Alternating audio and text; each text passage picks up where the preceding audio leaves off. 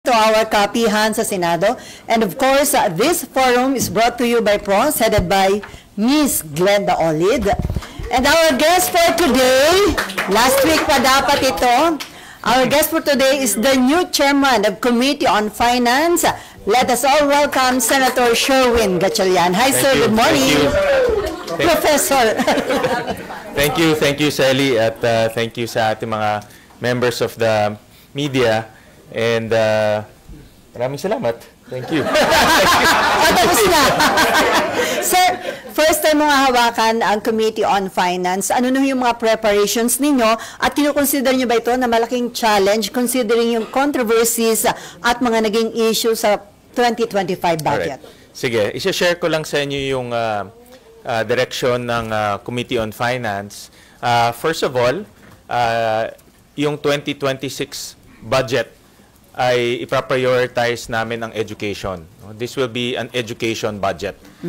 Napakinggan rin natin sa Pangulo natin at dun sa speech niya, malaking portion ay nakadedicate sa education. So pipilitin namin lumampas ng 4% of our GDP ang education. Right now, nasa mga 3.8, 3.9 tayo. May mga times in the past, umabot na tayo 4% pero bumaba. So this 2026, pipilitin namin maging 4% of GDP ang education budget. So that will so on target namin ang 2026 budget ay tatawaging education budget. Of course, this doesn't mean na hindi natin pa-prioritize yung iba pang mga pangangailangan natin, no? But we will just put emphasis and priority on education. Ngayon, malaki ang clamor for transparency. So direction rin namin, ang tawag nga namin sa commit internally, we will undergo or experience a golden age of transparency and accountability. And papakita namin yung, I'll just flash on the slide, yung budget process. And para ma-appreciate lang natin, actually papakita ko sana ito sa first hearing ko, pero since andito na tayo, I just want to share with you yung budget process at ano yung mga dokumento na ina-upload at hindi ina-upload. No? So sa mga budget watchers at budget analysts, napakahirap talaga sundan yung budget natin dahil maraming dokumento hindi ina-upload. So we'll just share with you yung diagram. Yan. So if you look at the entire process, dalawa lang ina-upload sa website ng DBM at website ng National Government Executive side. Yung pinakauna, yung National Expenditure Program, at pangalawa, yung GAA na. So, kung ikaw ay publiko, gusto mo i-analyze yung budget, makikita mo lang yung step 1 at yung last step. Pero hindi mo makikita yung step by the step. No? Sabi nga ni Ninya. No? Hindi mo makikita yung step by the step dahil kulang-kulang yung pag-upload ng documents. So, ang i-require namin yun ang DBM to go one step further. Meron silang tinatawag yung Budget Preparation Form 201. Lahat ng mga request ng ehensya, no, binimigay sa DBM, i-request namin ngayon to i-upload rin sa website para malaman ng taong bayan, pati ako na rin, kung ano may rini-request ng mga agencies. Diba? May rini-request sila, hindi naman lahat nabibigyan. So, anong nangyayari, pumupunta sila dito para humingi ng dagdag. So, dapat maintindihan natin na hinihingi nila ng dagdag, parte ito nung kanilang original na request. Okay. Nandoon ba o wala? So, that's number 1. Number 2, yung National Expenditure Program, ina-upload yan sa website. So, nalalaman na natin yung sinasubmit sa atin ng national government. Ito yung President's Budget na tinatawag nila. And then, ito yung pinaka-importante. Pag na-approve na ng House, yung General Appropriations Bill, yung GAB na tinatawag, alam mo yan, Sally, pinapadala yan dito sa Senate. Ang problema, pinapadala nila in ganitong form. Kaya gusto ko maintindihan, hindi digital form, hindi readable form. Hindi ito uploaded sa website. Walang soft copy. Ito yun. Ito yung binabasa ng team namin para ma-analyze yung budget. Ito yung binabasa ng team ng mga senators para ma-analyze yung budget. So, itong volume 1C, this is all the DPWH projects. Ganito nakakapal yung DPWH projects. No? So lahat ng projects nandito. So we will request from our House counterparts to upload this in their website, kasi third reading version ito, just like any other bill, at ipadala sa Senate in a digital format para maging searchable sa amin. No? So by that time, makikita na ngayon ng taong bayan from NEP to GAB ano yung changes. No? So i-upload rin namin sa Senate side naman yung Senate Committee Report, ano yung mga changes na ginawa dito sa Senate. I-upload rin namin yung third reading report para makikita natin yung changes. At i-upload rin ng both houses yung reconciled version para makikita ng mga taong bayan ano ba yung itsura ng budget na inayos na ng House at ng Senate bago ipadala sa Presidente. Yeah. No? Kasi pagdating sa kay President, nagbabago pa yan. May veto power ang Presidente. No? So that's so ito yung sinasabi kong golden age of transparency kasi step by step masusundan na ngayon ng taong bayan, no? From NEP to GAB to Senate third reading version to BICAM hanggang mapermahan ng presidente. So once makikita na natin. So sir, Makikita na yung movement ng budget. so ipatutupad nyo na sabi nyo nga golden age of transparency ba from NEP hanggang sa BICAM report hanggang makarating sa Malacanang. Sa tingin nyo, may iwasan na yung mga issue ng insertion, yung blank items, at iba pang issue sa budget? Well, ang power of the purse is with Congress and the Senate. So, talagang nangyayari na yung mga agencies, minsan, nagre-request sila, pero hindi naman nila magastos yung pera. Minsan, nagre-request sila, pero hindi naman nila ma-implement yung project. O minsan, may mga dobleng project, no? So power yan ng Congress and the Senate to amend the budget. No? In my case, like for example, I've been the vice chairman of the energy offices for the last 6 years. Madalas binabawasan ko yan. No? Kasi natuklasan namin, marami silang mga project not in line with their mandate. No? For example, PNOC, Philippine National Oil Corporation, pero gumagawa ng solar rooftop. No? So ang layo naman nung kanila sa mandate na yun. So binabawasan namin. So my point of the matter there is Congress and the Senate could propose amendments. No? So pag-aaralan yan ng committee whether the amendments are in line with the mandates of the offices at yan naman ipapasok natin sa amendments. Makikita rin yan ng public doon sa committee report. Okay, RJ. Sir, balikan ko lang yung step 1 ninyo, yung BP Form 201. I-require nyo din ba yan sa mga lawmakers na gustong mag-insertion? This is, itong form na ito sinasabit ng agency to DBM. Okay. So pag submit sa DBM, i-require namin ng DBM to upload that. No? No, but this is just for agencies. For agencies. But will you ask your colleagues either from the Senate or the House to also avail of this form as a transparency mechanism para mawala na yung issues The ng insertions? legislators cannot propose budgets to the executive. No, they cannot propose. They can only amend. No? Pero di ba dun, pero ganun din na nangyayari kasi during the periods of amendments, they're still proposing their own projects. Yeah, pwede ka mag-propose kasi like for example, like yung example ko kanina, no, energy office, I can propose amendments. I can add, I can subtract, I can shift budgets. Depende kung ano yung maging kalalabasan sa hearing. No? So doon mangyayari yan. That's why we will publish the committee report because the committee report will contain all the amendments. Lahat yan. But will, okay, sige, if not dun sa BP Form 201, but during the committee, sa committee report, will the committee report say who proposed which amendment para malaman na lang natin lahat kung as a transparency mechanism? Marami kasing mga amendments, like for example, in my experience, when a senator amends or may proponent ng amendment, it can be changed along the way. No? So for example, like in yung experience ko sa Create More, magpo-propose ang isang senator, no, ng amendment. Ina-amend pa yan minsan 2 times, 3 times, nagbabago siya eh. So yung original amendment niya versus yung ipapasok sa batas, minsan ang layong-layo na eh. No? So what's important lang is the final product. No? And the final product doon sa third reading version, makikita na doon lahat ng mga amendments. Okay, but how as a transparency mechanism, how do you propose to cure this issue of insertions? Kasi palagi na lang yung issue yung insertions. That's why ang pinaka-importante, GAB. From NEP to GAB, makikita mo yung movement.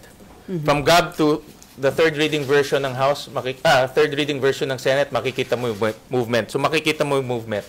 Pagdating sa BICA, makikita mo yung movement. Pagdating sa GA, makikita mo yung movement. So, sa budget watchers, no? Because you really have to analyze ay importante dito yung movement So, makikita mo kung ano yung movement ng budget. But as you said, minsan kasi yung proposal, yung ending niya, hindi na yun yung original proposal ng lawmaker. Yes. So, nagiging amorphous na siya during the entire process and you cannot trace anymore who did what.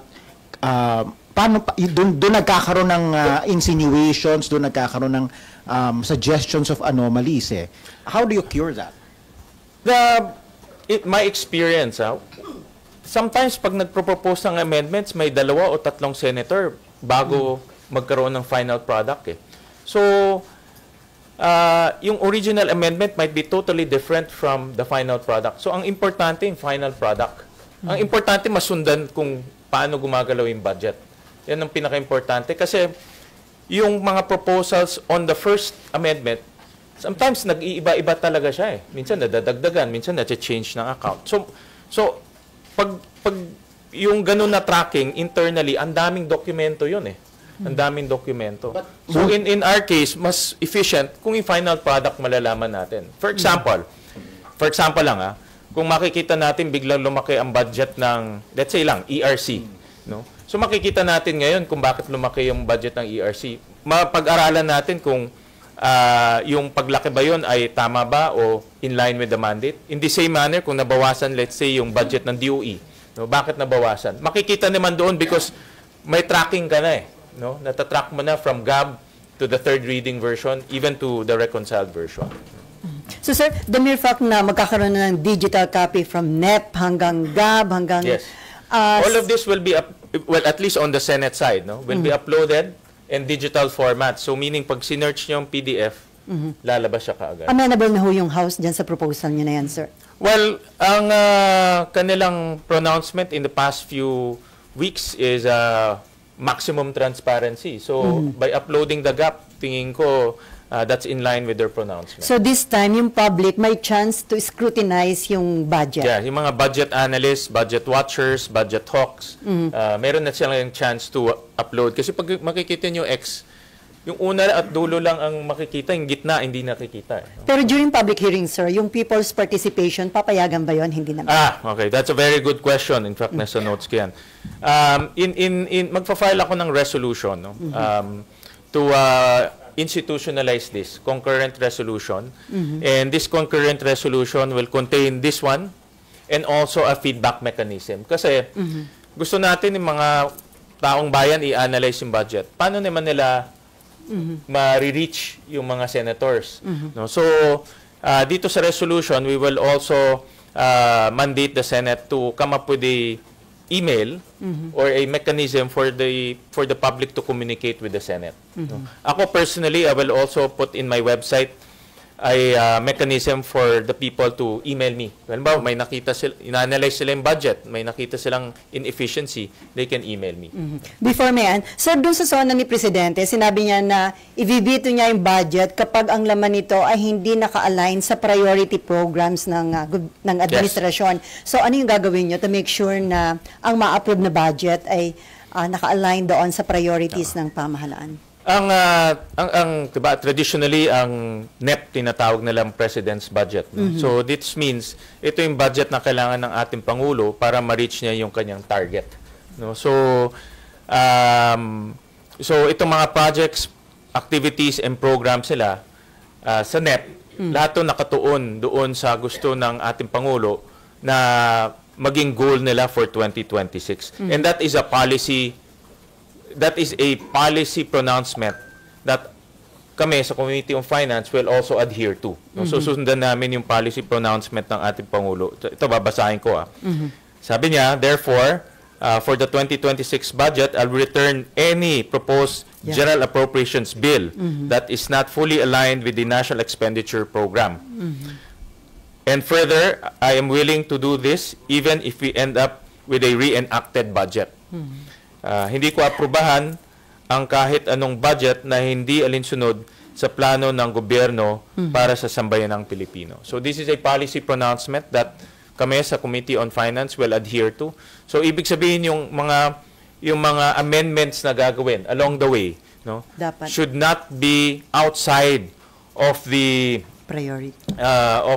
National expenditure programs. of the national expenditure program and also the direction of the national government, no. So dapat in line pa rin. No?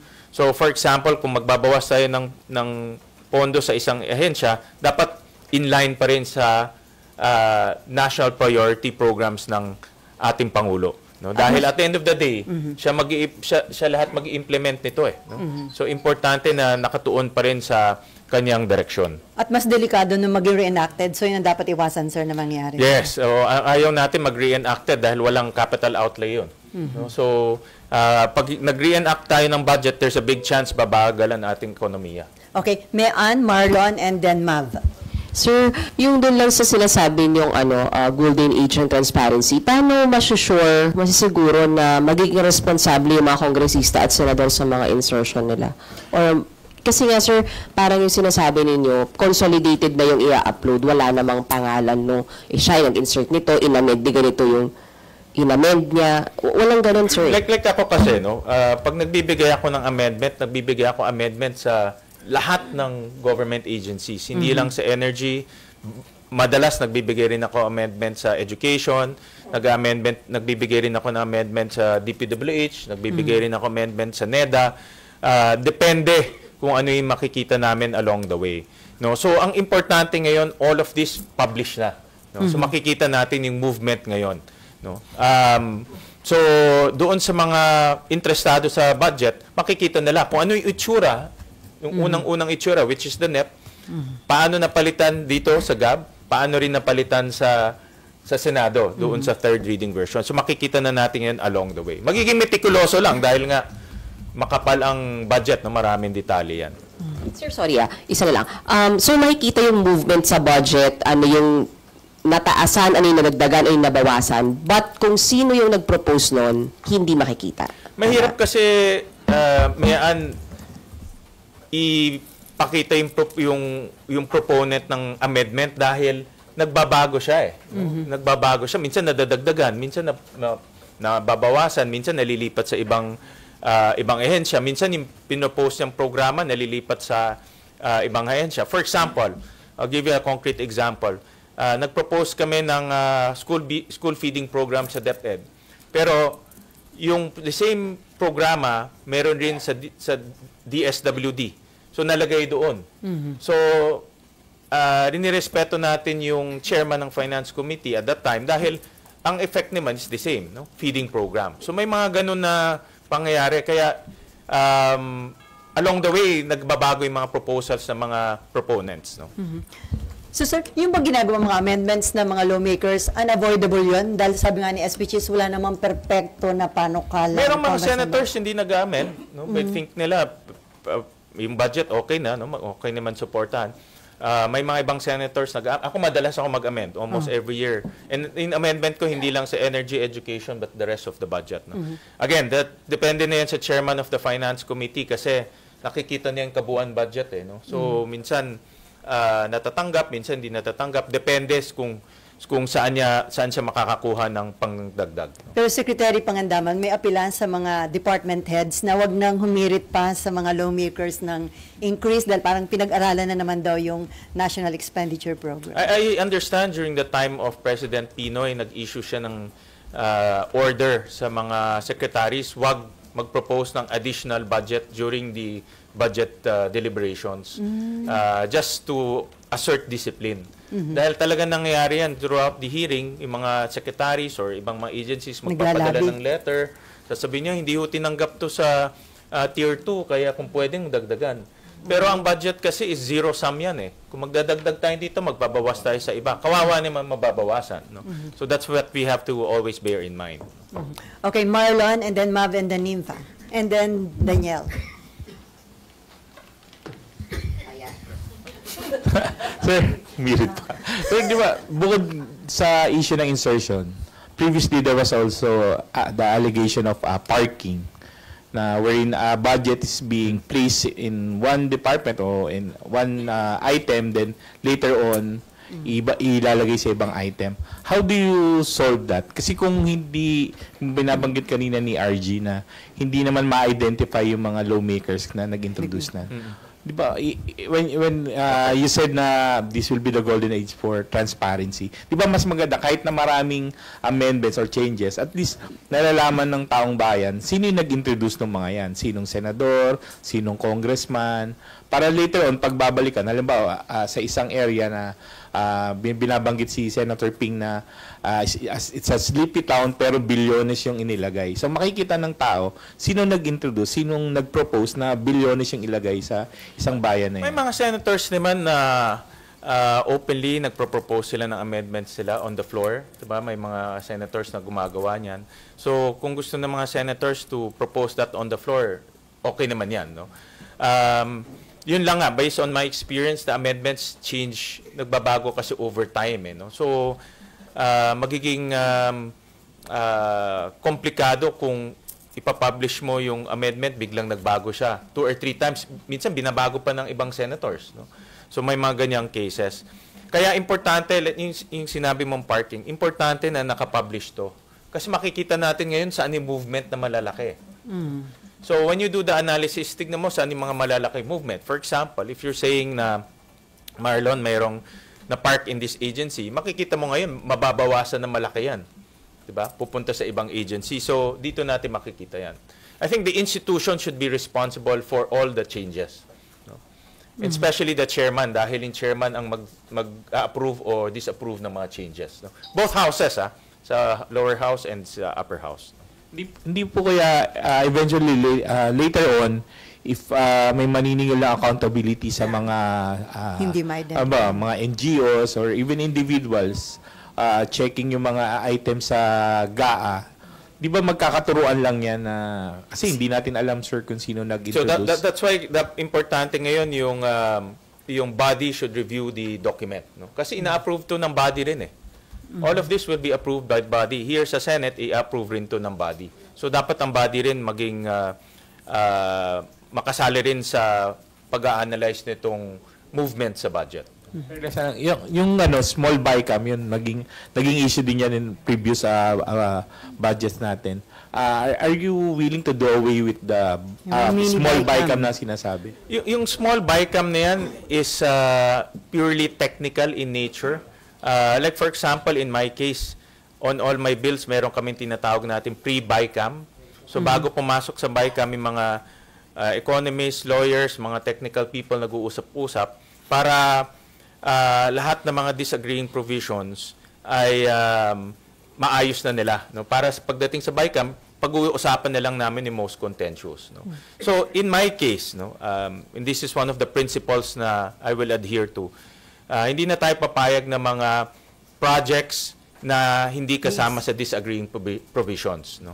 For example, yung AKAP ba yun? Yeah, AKAP. Na Sa hindi BICAM. naman napag-usap, wala naman sa GAB, wala sa NEP, wala sa GAB, wala sa third reading Senate version, bigla na nag-appear sa BICAM. Hindi ako papayag ng ganun. So, ang pag-uusapan lang natin, ano yung iba sa House, ano yung iba sa Senate, yun lang pag-uusapan natin. Hindi tayo papayag basta wala sa GAB, wala sa third reading version. So, paano may iwasan mangyari yun, sir? I-open na ba sa public at media yung BICAM? Ako, I support the opening of the BICAM. No? Kaya ko linay-out to, para pagdating mo sa BICAM, alam mo na yung changes. Kasi kung wala to, kahit pupunta ka sa BICAM, hindi mo alam anong changes eh. No? So, ito will lay out the documents prior to the BICAM. Previously, sir, kasi the media has been used as a convenient excuse ng mga legislators to say na open yan sa public kasi nandyan nga yung media. Pero sir, when in truth, pag nandun, iimbitahan lang kami sa opening, tapos palalabasin na uli kami sa kwarto, and then sa na lang uli, sa pirmahan na lang. So, but this time, sir, yung buong proseso ng BICAM, I support that. But importante ito para pagpasok nyo doon, or whoever wants to, civil society, budget analyst, alam na nila yung movement. No? Importante kasi yung detalye. Kahit pupunta ka doon, pag hindi mo alam yung detalye, ang hirap intindihan ang budget. Like ito, this is the whole GAB. No? So, napakahirap talaga sundan. No? So, importante nga ma-upload yung mga dokumento para masundan ng publiko. Sir, pagdating ba sa BICAM, marami pa rin naglalabi based sa experience ninyo. Kaya doon nangyayari yung insertion? Alam ko may mga agencies rin naghahabol, no? Kasi Sa gusto BICAM. nila madagdagan yung budget nila. But again, in my case, no, I will only allow kaya nga tawag nila disagreeing provisions, no. Dapat yung mga wala sa versions ng House and Senate, yun lang pag-usapan natin. Okay, ma'am. Sir, And then nag-request din po yung ilang senators, may reso sila, na maglabas ng matrix mismo, sir, ng differences, ng movements, para hindi na nga po kailangan basahin pa yung ganyang kakapal, na ilabas na po, matrix na siya. Is that something the Committee on Finance? Well, ngayon nakapublish na yung GAB. Alam mo na ano yung House. Na-publish mo na yung third reading version ng Senate. Yung difference nun, that is the matrix. No? So, isa-summarize lang yan, and as a matter of administrative process, we can do that. Sir, meron din po ni Racy San Aimee na yung mga for later release naman daw, hindi naman daw nagagamit, sayang lang. Sir, and she's asking na for the 2026 budget, tanggalin na yung provision ng FLR. Well, yung for later release is equivalent to what we call impounding. That's a executive prerogative. Depende yan, number one, on cash availability. Number two, if the project is feasible or not, depende. Kasi minsan nagbabago yung throughout the year, minsan nagbabago yung sitwasyon, hindi na kailangan yung project. But that's an executive prerogative, no? Hindi na natin, kasi ang FLR or impounding, depende yan kung ano ang magiging decision ng executive. No? But as a matter of impact, impounding and FLRs, hindi maganda yan para sa ating ekonomiya. No? Dahil ang ating ekonomiya, malaking parte galing sa government spending. No? So kung hindi mo ginastos yan, sigurado babagal ekonomiya natin. So sir, hindi posible na ilagay siya sa GAA provision? Yung pagbawal ng FLR. That's an executive prerogative. So, baka magkaroon, let's say, for example, i-release nila, wala namang cash na pangbayad, Hindi rin nagkakaroon tayo na-implement. ng cash flow problem. Sir, I think kasi sa general provisions, meron dong provision against impounding but allowed under certain conditions ang executive. Would you be amenable to deleting that provision or amending that provision Let me altogether? study that. No? Let me study that. As a principle, no, it's an executive prerogative because of many circumstances. No? Pero kasi hindi ba, sir, yan naman na nagagamit na, sabihin na natin, for politics. Kasi pagka may power siya ipitin yung funds, pwede niyang i-release yun under whatever conditions the executive may decide. So yun yung hindi ba diyan pumapasok yung pagpo-politics o pagpupolitika doon sa pera? Well, kung hindi ilalabas ng executive yan, sila rin ang magiging dehado. No? Sisingilin ka pagdating sa end of the year during the budget. Like in my case, mag-release kami ng budget framework sa mga members. Isa sa titignan namin, utilization. So, magiging underutilized siya. Mababawasan yung kanyang budget. But how do you prevent the executive from using it for politics? We have to balance it very carefully, no? So that it will not be used for quote-unquote politics, but at the same time, preserve the leeway for the executive to move around in terms of managing the budget, no? Because pag tinali naman natin yung kanilang kamay, release ng release, paano kung walang pera? No? For example, nagkaroon ng financial crisis, no? O kagaya ngayon, in tariffs, no? 6 billion will be reduced from our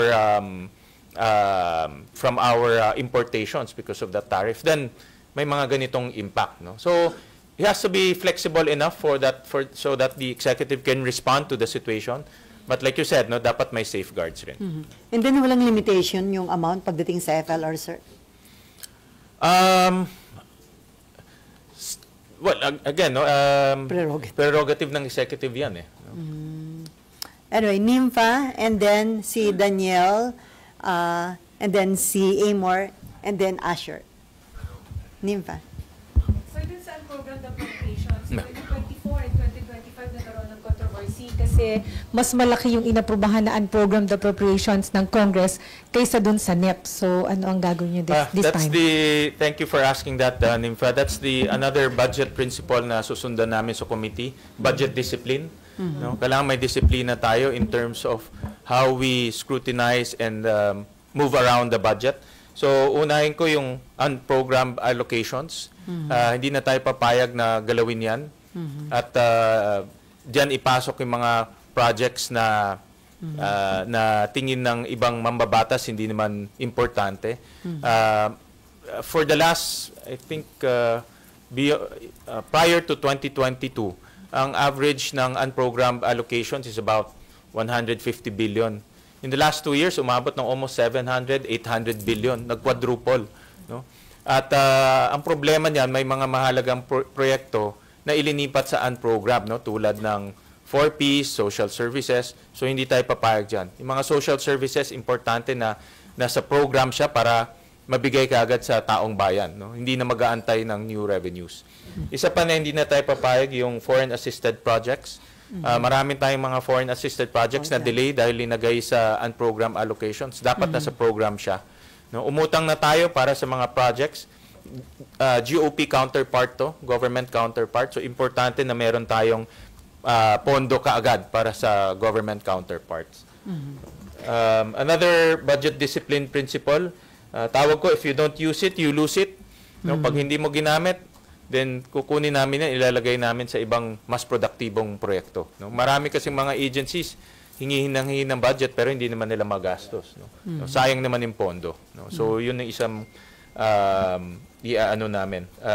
babantayan namin mabuti. And then sa parking ng funds, di ba naging parking yung PSDBM and PITC? Yes. So anong gagawin niyo, Yeah, sir? magandang tanong yan. Babantayan natin mabuti. A lot of our senators are very concerned about that.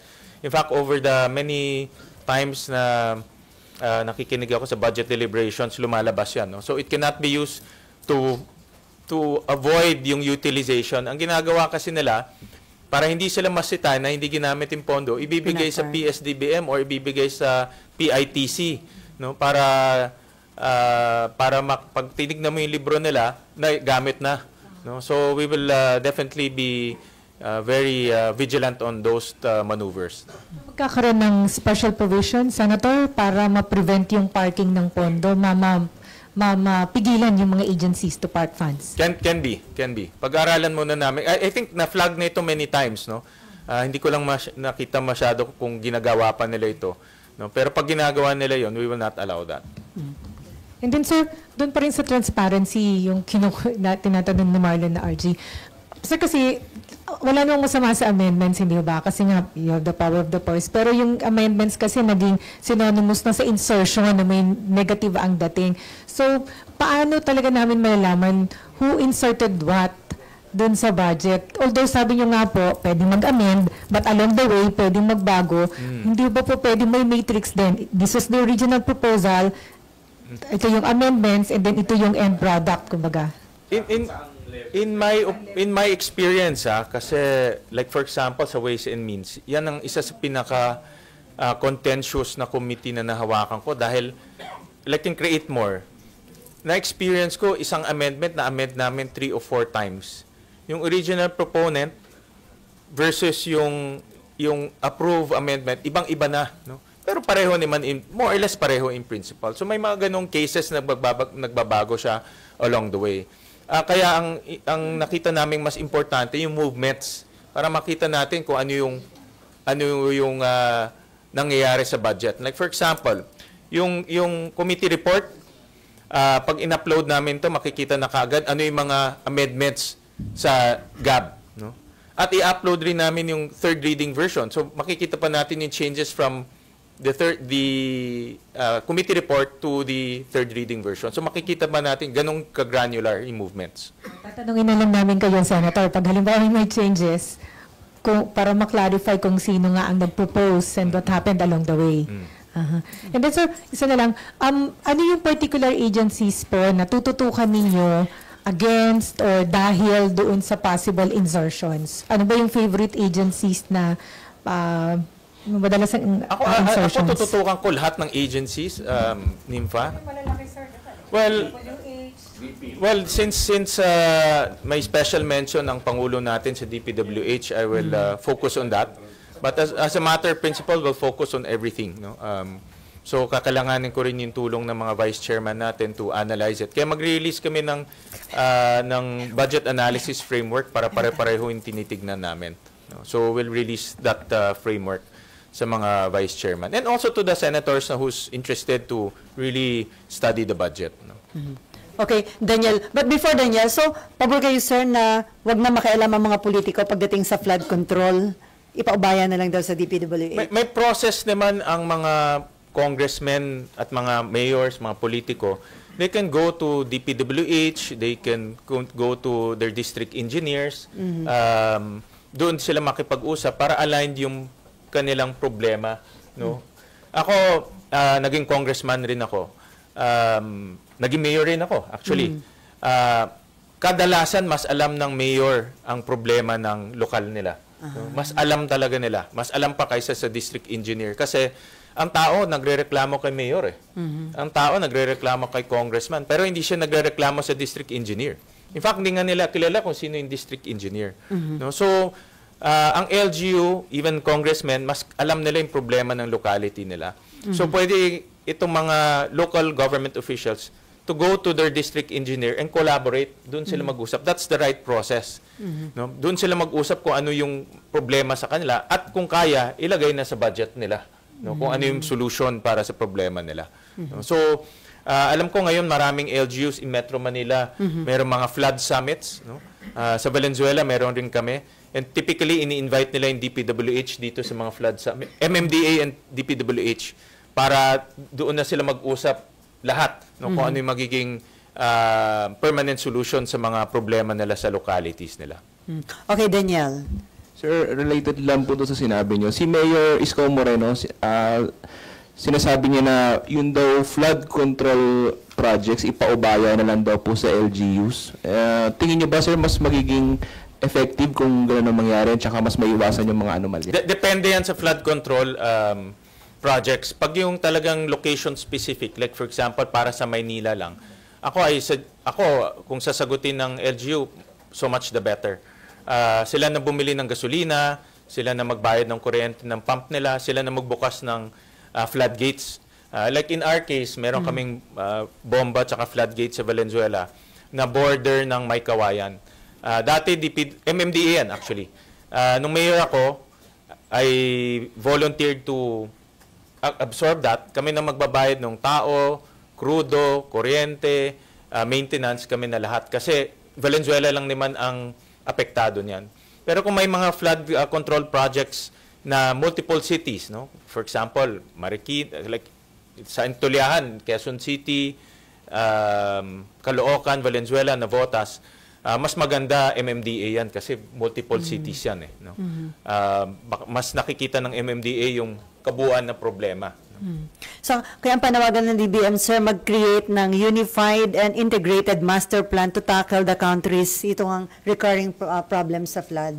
Yeah, importante talaga. Well, importante lahat ng stakeholders nag-uusap. No? In the case of Metro Manila, MMDA, DPWH, LGUs, no? Kailangan nag-uusap. Even barangays, actually, kailangan kasali dyan. Mas kabisado nga ng barangay, na nakita ko na kung ano yung problema. Kabisado rin ng barangay, ano yung solusyon eh. No? Kasi nandoon sila araw-araw eh. So, hindi po pwede yung paano ka lang, wag na makialam yung mga politiko, mga LGUs. Hindi pwede. Hindi pwede. Lalo na LGUs. Even barangays. No? Mas kabisado. Ako, aminin ko in Valenzuela, mas kabisado ng kapitan kaysa sa akin yung problema. Kasi over the years, like for example, sila nakakakita ng encroachment, sila nakakakita ng informal settlers, yung mga obstruction. Minsan, ito lately lang nakita namin sa Valenzuela, ang daming bahay na itinayo sa drainage system talaga. No? Wala na tinayo doon yung mga bahay. Kaya mga barangay natin nakakaalam niyan. No? Okay, Amor. And then back to Marlon, then RG ulit. Sir, and then si Denver. Sir, itong reforms po that you discussed, have you talked to colleagues about it? And kailangan pa po ba ng approval or suggestions from the leadership, or kayo po ay i-implement nyo na to as the Senate Finance Committee Chair? I talked to SP Cheese and he's very supportive. In fact, magpa-file kami ng resolution. Itong nakita nyo sa board, magpa-file kami ng resolution to operationalize that. A concurrent resolution kasi kailangan din ng cooperation ng House of Representatives. So magpa-file kami ng concurrent resolution to that effect. And sir, do you expect na magkakaroon ng resistance or debates pa about this? Hindi naman, kasi this is about transparency and accountability. No? Basic documents to. To be honest, kung hindi ka talaga nag-a-analyze ng budget, akala mo lahat itong documents uploaded na sa website kasi basic to eh. Pero hindi na-upload. I'll give you a very specific example. Lahat ng ordinary bills, ang committee report ina-upload sa website. Yung third reading version ina-upload sa website. Pero pagdating sa budget, hindi ina-upload sa website. Yeah. Mas mahalaga nga yung budget kaysa doon sa mga ordinary bills, pero hindi na-upload sa website. So we're just following what we are doing sa mga ordinary bills and resolutions. No? But sir, last na po on my end, you said nga mga basic documents yan, but bakit po hindi siya napapublicize for so long? I Bakit don't know. ngayon? Yun ang hindi ko alam. Hindi ko alam kung ano yung naging, maybe voluminous, maybe that time. Hindi ko alam. Kagaya ito walang biro. Pag binigay sa amin, ganito. Kaya nga durug-durug na eh. So, ang ginagawa namin, pinapascan namin to sa labas pa para maging readable format. Kasi kung hindi, kahit mag-type ka, let's say, DSWD, hindi lalabas eh. Kasi naka-JPEG siya eh. So, iaano pa namin, i-readable format pa namin. So, yeah, that alone takes time. Takes time. So, ngayon, ang request namin sa House, i-upload na nila in readable format para pag-download, kaagad trabaho na. So sir, dun sa ipapatupad nyo na transparency, ina-assure nyo na hindi mabivito at hindi magiging reenacted ang budget pagsapit ng 2026? Well, I hope, no? Hindi guarantee yan, Sally, kasi along the way, baka mayroong mga issues na hindi magkaka-agree, magkakasundo, kasi nga may mga requests or amendments na hindi magkakasundo. So, but I'm optimistic naman na ang importante ngayon yung pronouncement ng presidente. Sabi niya, very simple lang. Dapat in line with the national priority. No? So, when it's in line with the national priority, then lahat papunta na doon. Ay, Asher nga pala muna. Asher. Microphone. So, previously po may issue ng mga blank items on the 2025 budget. Paano po ba maiiwasan siya para mawala din yung duda ng mga tao? Or is that something inevitable? Staff work yan eh. No, staff work yan. Yung mga respective secretariats dapat hindi papapermahan ng kanilang mga principals, no? The congressmen and the senators kung may blanco sa budget. No? Staff work yan. In my case, nung pinirmahan ko yun, wala akong nakitang blank document. Staff ko wala rin nakita. So Senate side, I don't think may problema. No? But as a matter of principle, staff work yan. No? So here sa Senate, yung LBRMO, i-remind ko sila ulit at hihigpitan natin na walang dokumentong iikot ng hindi na-review at kung may blanco. Okay, Dexter. And then Marlon, RG, and Mav. Sen, good morning. Balikan ko lang yung nabanggit nyo na 2026 budget is education budget. Ano po sa tingin nyo yung kailangang pondohan ng mas malaki doon sa edukasyon? That's a very good question. So may mga, we have to be strategic, no? Kasi hindi naman, lahat ng mga ahensya may mga pangangailangan, lahat ng ahensya naglalabi ng mas mataas na pondo. So we have to be very strategic. Isa sa mga ifo-focus namin, in line with the recommendation of EDCOM, ay yung paigtingin o palakasin yung pagbabasa at pagbibilang sa early age ng bata, no? From kindergarten to grade 3. Yan ang recommendation ng EDCOM. So ngayon, inumpisahan na ng DepEd yung aral program. So popondohan natin yung aral program para masigurado na mga batang hindi nakakapagbasa, hindi nakakapagbilang sa early stages, mabigyan nila ng tutor at intervention. So that's number 1. Number 2, of course, yung problema natin sa classrooms, kung hindi natin address to, lalaki at lalaki to. So, ang isang recommendation ko kay Secretary Sani Angara, ibalik yung counterparting program ng local government units. No? So, national government maglalagay ng pondo, local government maglalagay ng pondo, local government magpapatayo para mabilis yung construction ng mga classrooms. Number 3, mga teacher aides natin. Nabanggit ng ating Pangulo na dapat hindi na sila, mga teachers natin, maraming ginagawa outside of teaching. So, mag-hire pa tayo ng mas maraming teacher aides, no, para gumawa ng administrative work ng mga teachers natin. So, ito mga bagay na nakikita namin para ma-reach natin yung 4% of GDP and strategic in approach. No? May follow-up ka pa? And then Marlon na. Sir, paano po sisiguro doon sa budget deliberation? Kasi doon sa kanyang privilege speech, sinabi ni Senator Bamakino na kung private institution o private groups ang magtatayo ng classroom, ganito lang yung presyo. Pero bakit sa gobyerno halos doble yung presyo ng isang classroom? Well, sa gobyerno, sa pagkaalam ko, no? Well, titignan rin namin yan. Yung procurement side ng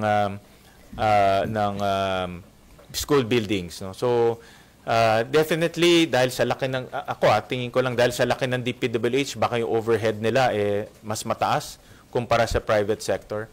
Pero titignan rin natin yan. Isa sa mga recommendation rin ng EDCOM kay Secretary Angara, mag-PPP, no, para mas mura yung classroom. At isa lang kausap nila. Ginawa na rin to during the Aquino administration. At nakagawa sila ng close to about, if I'm not mistaken, 20,000 classrooms. No? Na dalawa lang yung kausap. No? So, I think it's good to look at other modes in terms of constructing school buildings. Okay, Marlon. Sir, how do you deal with projects that have no feasibility studies kasi isinaksak lang ng isang congressman o senador sa ahensya yung project na yun? For example, yung AKAP, hindi naman yan originally proposed ng DSWD. Kaya hindi tayo papayag na magkaroon ng ganyan na mga yung sumusulpot na project, lalo na sa BICAM. No? Dahil kagaya niyan, ang AKAP, if I'm not mistaken, is about 40 billion pesos. No? Na wala namang hindi naman napag-usapan, walang debate. No? So, hindi tayo papayag sa mga ganyan. Kung may mga pet projects, ang mayor, governor, mga congressmen, they can go to the agencies at work together. No?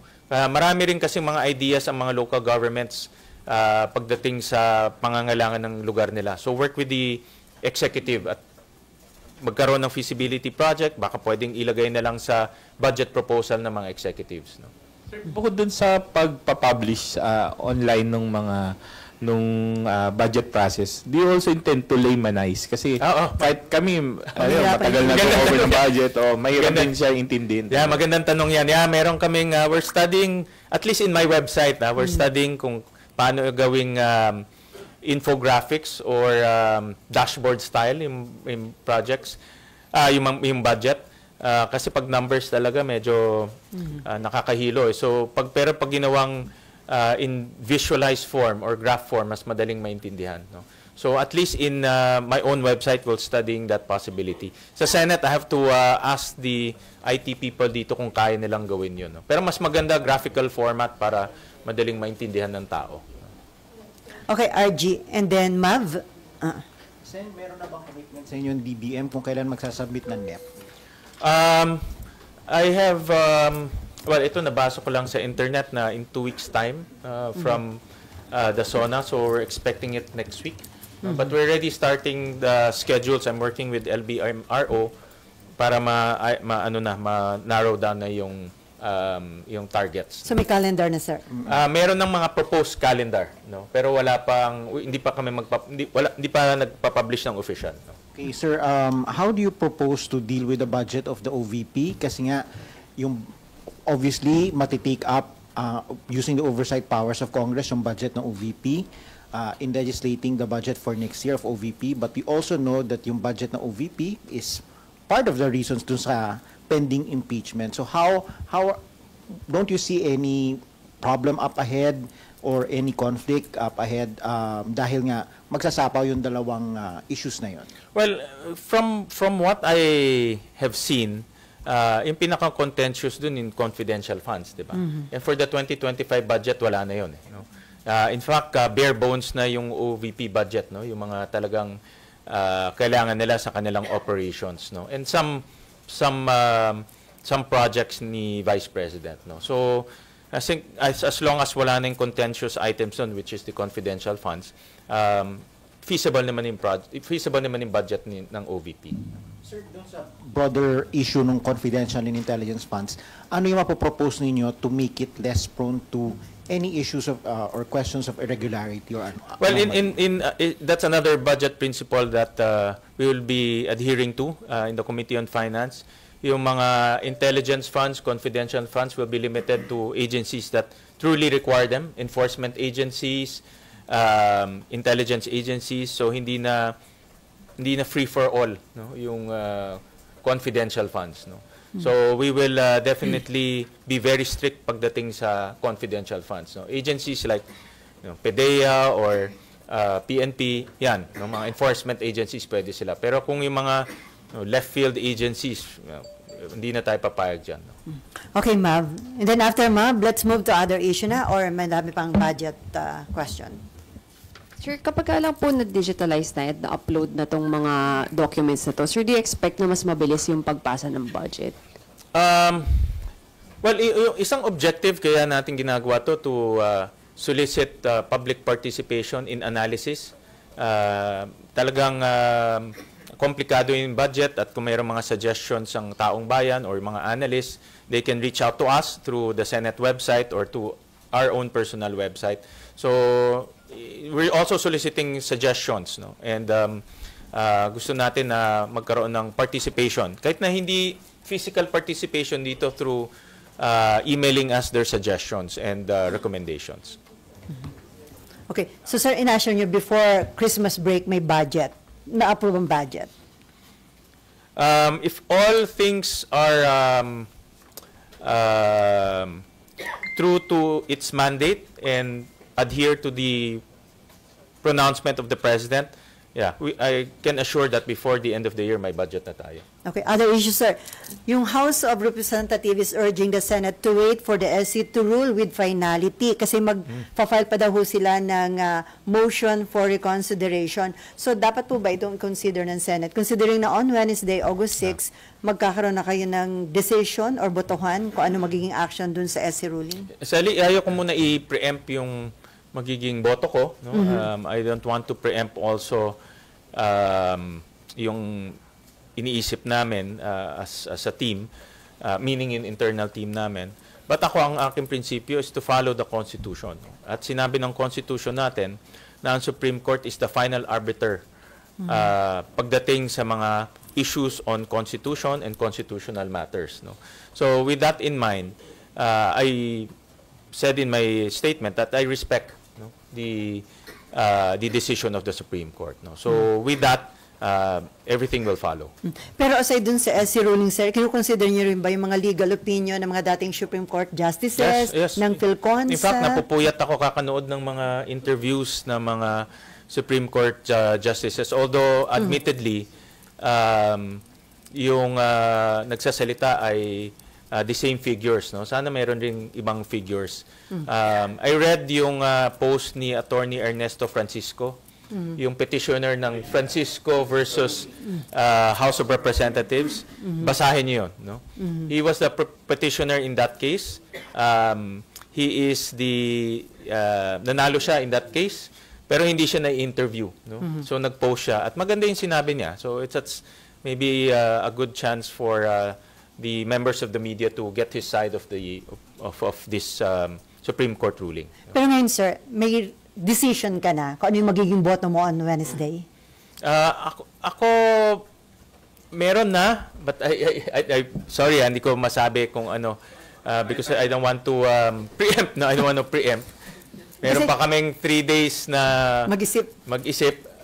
Ako binasa ko kaagad yung decision, yung 97-page decision. Binabasa ko naman ngayon yung mga concurrent opinions, no. So but I'll answer that on Wednesday when the time comes. Kasi according to Senate President Pro Tempore Jingo Estrada, about 20 senators na po na ang stand based daw sa body language saka sa mga statements na para sa Oo. Yung, Ano ba yung body language ko? May body language ang ko. decision daw is to Yung mahirap comply. gumalaw sobra kasi Baka dun sa TikTok mo, sir.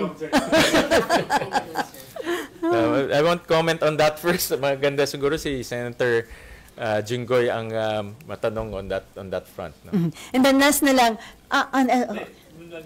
Ni Senwin. So sabi niyo nga, gusto niyo sumunod sa Constitution. Pero di ba nakalagay din sa Charter, ang sole body na pwede mag-initiate ang House at ang sole trier din ng impeachment ay Senate.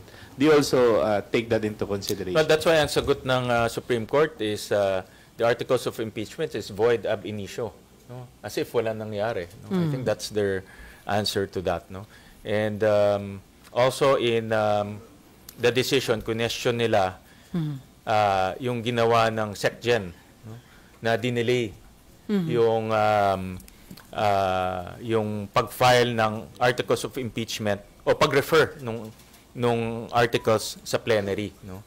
So, in that particular case, sinabi ng Supreme Court, walang discretion. No? ang Senate. Yung House, no? SecGen in particular. Even the Speaker, sinabi niya. No? So, in my opinion, very clear yung sinulat ng Supreme Court. In fact, step by step rin siya. No? Hindi siya pumunta kaagad sa decision. Talagang linay down niya in different principles. Ginastify niya with jurisprudence. So, it's just very clear to me kung ano yung sinasabi ng Supreme Court. So wala kayo nakikita, sir, na parang encroachment dun sa sole power ng Senate to try and decide sa isang impeachment case? The Supreme Court, again, no, babalik tayo sa Constitution, sila yung sole arbiter when it comes to constitutional matters. They are the final arbiter and they should adjudicate all of these things when it comes to constitutional issues. So I respect that. No? Body language. TikTok. And then, last na lang, sir. Dun sa zona ni Presidente, walang na-mention about dun sa online gambling. Ang sinabi ng Malacanang, tinitimbang kasi pa ng Pangulo ko ano yung dapat na gawin pagdating sa issue na yon. Pero ang sabi kasi ni Finance Secretary Recto, about 60% illegal online gambling. Sa tingin nyo, yun muna ang dapat na unahin, na i-crack down? Yeah. Habang ako nakikita ko dito failure of the regulator again. No, parang POGO ito bumalik tayo sa POGO na yung regulator which is PAGCOR ay dapat naghihigpit siya at wag niya nang paabutin pa sa mga ganitong sitwasyon kung saan ang publiko na mismo ang nagka-clamor na ihinto o iban, no? Nakita natin yan sa POGO ngayon, nakikita natin ngayon sa online gambling. So habang pinag-aaralan ng ating Pangulo, importante na maghigpit na ngayon ang PAGCOR, no? At hindi lang PAGCOR, pati BSP. No, pwede na nila i-ban yung connection ng e-wallets sa mga online gambling. Ito kasi isang nagiging pinto sa pagsusugal ng mga kababayan natin dahil napakabilis. Kung meron kang GCash, pwede ka na kaagad tumaya. Putulin na nila yon kaagad. I have to commend PAGCOR, bawal na ngayon mag-advertising, no, pero dapat mas madiin pa yung kanilang regulation. For example, i-check talaga nila kung merong know your client mechanism itong mga online gambling. Ang punto ko dito, dapat maghigpit at mas agresibo ang PAGCOR. Kung hindi, abot talaga sa punto na ang taong bayan na talaga ang gustong mag-ban nitong mga ganito. So mag-focus nga, sir, dun sa pag-crackdown, dun sa ang dami palang illegal. Crackdown illegal. Again, butiin CICC, yung cybercrime unit. Inumpisahan na nila na pagbawalan ng mga endorsers, mga illegal. No? So, yung mga ganitong dapat maging agresibo ang buong gobyerno sa paghihinto ng illegal at yung pagtataya ng mga lalo na mga bata, no, mga youth. So you're for strict regulation pa rin, sir? Yan ang aking proposal for now, no. We're studying this issue is constantly evolving, but for now nakikita namin na maging mahigpit na lang sa regulasyon dahil kung binan baka pumunta mag-underground at magkakaroon tayo mas malaking problema, no? But we're studying the industry very carefully. Okay. I'm sure nagugutom na kayo at naghihintay na yung Alright, blowout ni Senator Joel Villanueva. Wow. Okay, and then Ay, hindi to Joel. Sherwin Gatchalian. On that note, thank you so much, Senator Win Gatchalian. Thank you, Sally. Thank you. Maraming salamat.